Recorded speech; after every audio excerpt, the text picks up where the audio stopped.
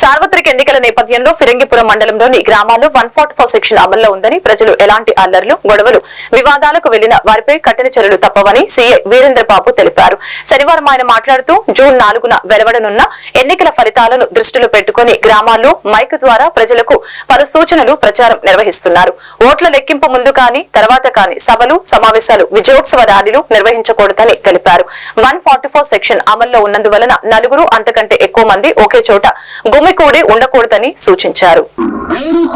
పెళ్లిళ్ళు కానీ, పుట్టినరోజులు కానీ, మరి ఏ ఇతర ఫంక్షన్లు కానీ, ఏ కారణం చేత కానీ డీజేలు కానీ, పెద్ద పెద్ద మైకులు వేయటం కానీ, ఊరేగింపులు నిర్వహించడం కానీ, నృత్యాలు, డాన్సులు నిర్వహించరాదు.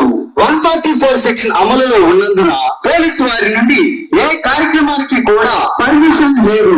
కావున గ్రామ ప్రజలందరూ పైన తెలిపిన అన్ని విషయాల నుండి ఏ కార్యక్రమానికి కూడా పర్మిషన్ లేదు. కావున గ్రామ ప్రజలందరూ పైన తెలిపిన అన్ని విషయాలను తప్పకుండా పాటించగలరు.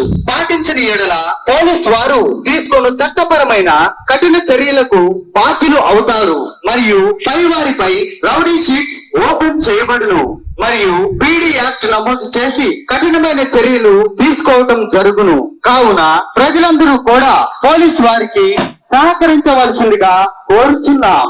ఇట్లు